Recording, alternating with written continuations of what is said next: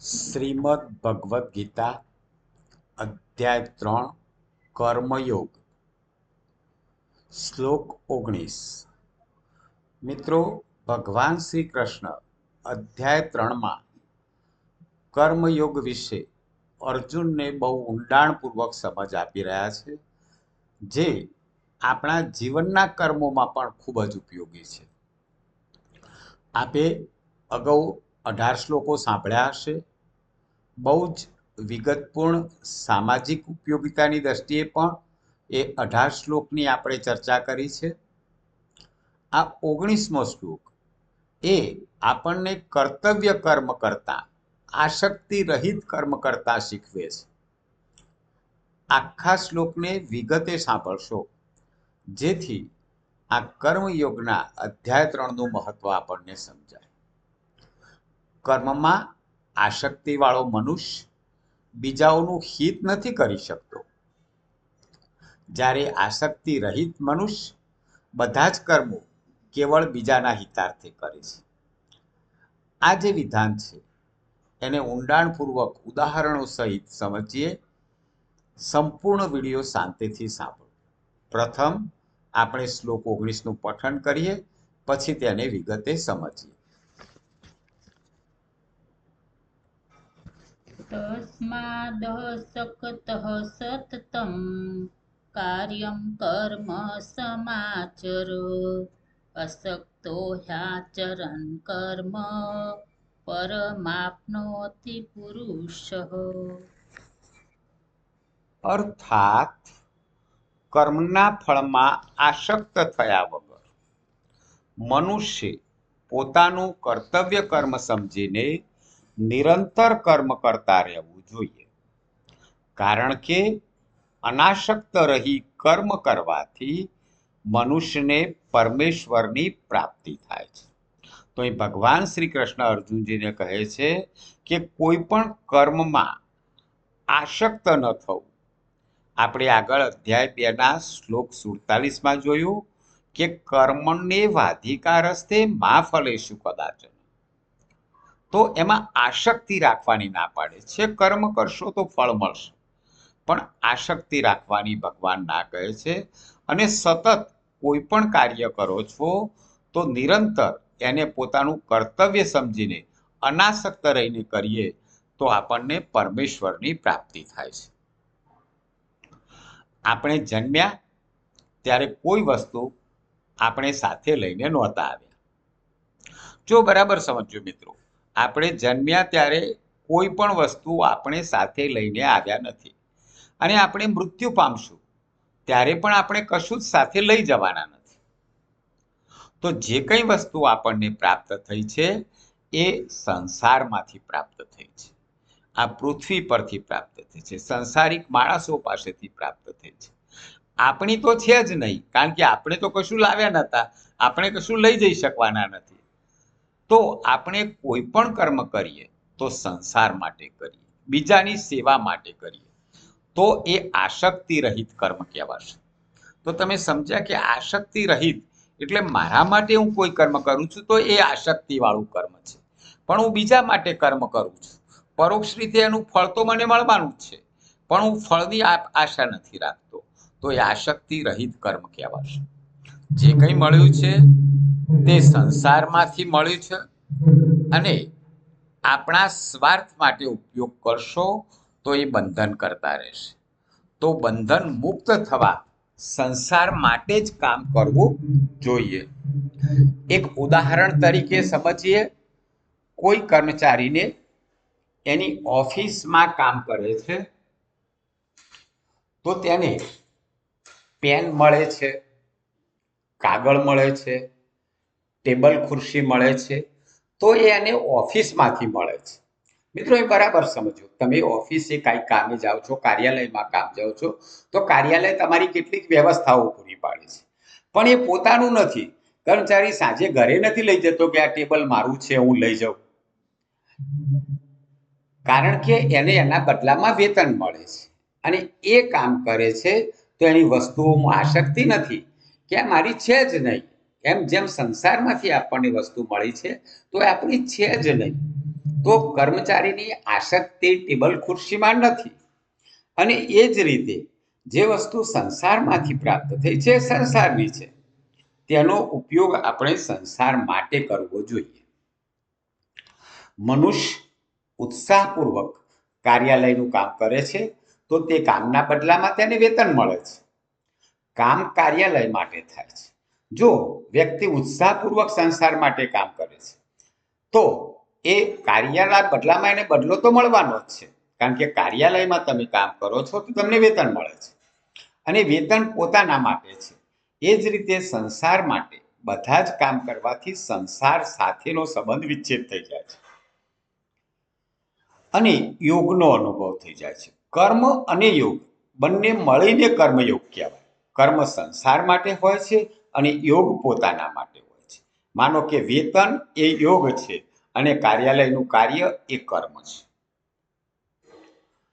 અધ્યાય 3ના 18મા શ્લોકમાં ભગવાને સિદ્ધ માણસ કર્મયોગ કરે કે ન કરે તેનું કોઈ પ્રયોજન નથી, તે માત્ર ને માત્ર પોતાનું કર્મ બીજા માટે એટલે કે લોક સેવા માટે જ કરે છે. કર્મમાં આસક્તિવાળો મનુષ્ય બીજાઓનું હિત નથી કરી શકતો, જ્યારે આસક્તિ રહિત મનુષ્ય આપમેળે સ્વાભાવિક પ્રાણી માત્રનું હિત થાય, તેના બધા કર્મો કેવળ બીજાના હિતાર્થે થાય. મિત્રો, આગળવાળું કાર્યાલયનું આપણે ઉદાહરણ ચાલુ રાખીએ. તમે તમારી ઓફિસમાં કામ કરો છો, બીજા નાગરિકોના કામ માટે કામ કરો છો, બીજાના હિતાર્થે માટે કામ કરો છો, પણ એમાં જો તમને આસક્તિ થશે કે મને એમાંથી શું મળે, તો એ કર્મ આસક્તિ રહિત નથી. તો બધા જ કર્મો કેવળ બીજાના હિતાર્થે થાય એ જ આસક્તિ રહિત કર્મ કહેવાય.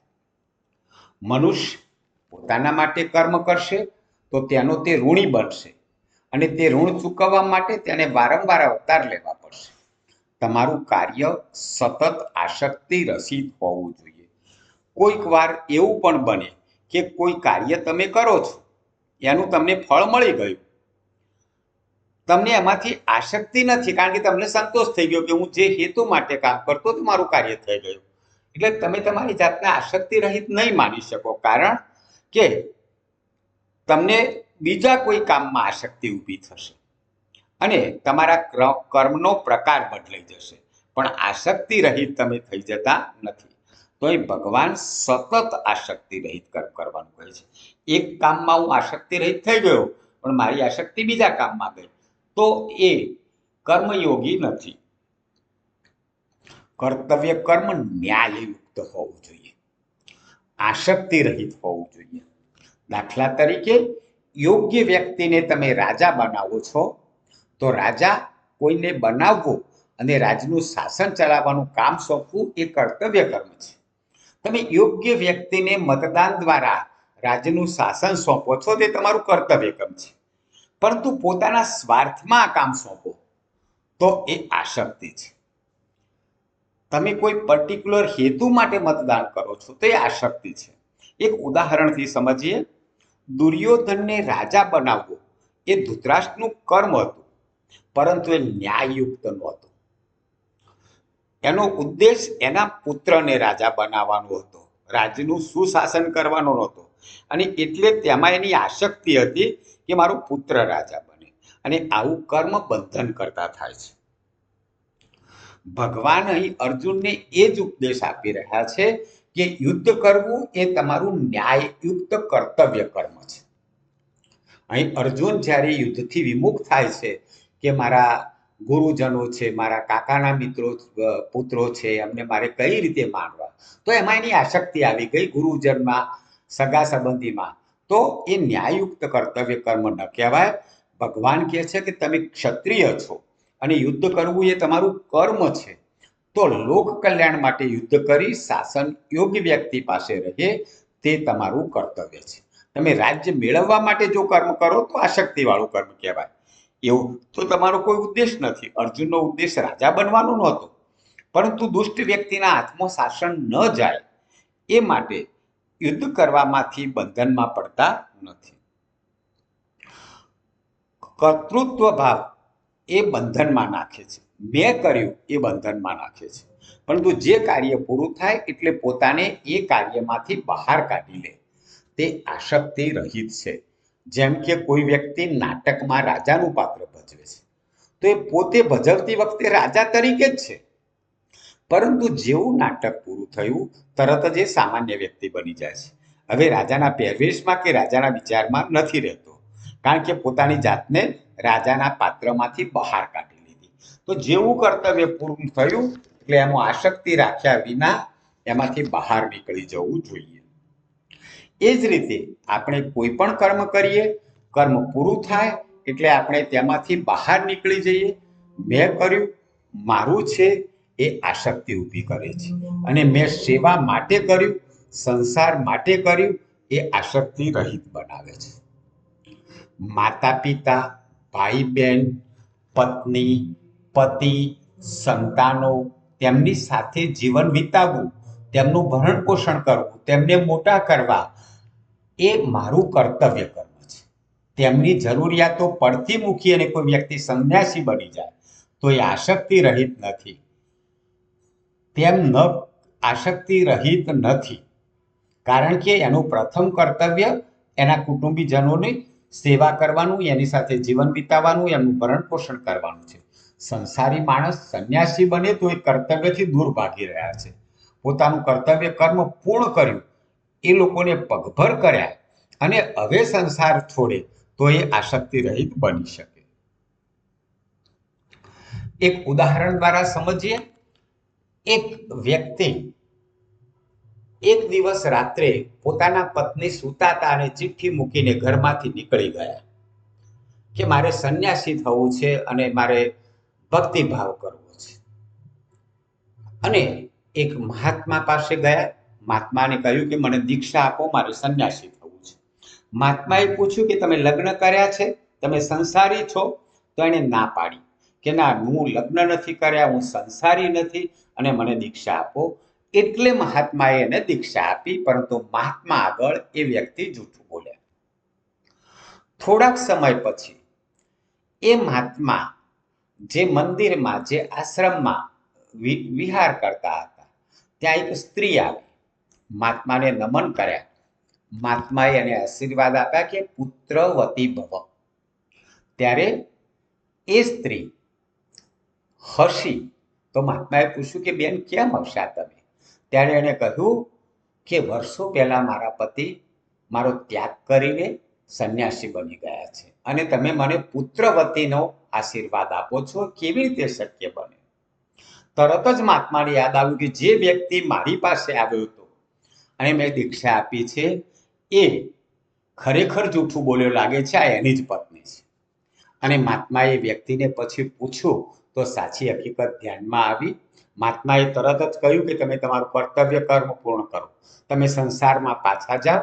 અને એ વ્યક્તિએ એની પત્ની સાથે સંસારિક જીવન શરૂ કર્યું. એને પુત્ર પણ થયો, જેને આપણે સંત જ્ઞાનેશ્વર તરીકે ઓળખીએ છીએ. આ જ સંસારી માણસનો પુત્ર હતો.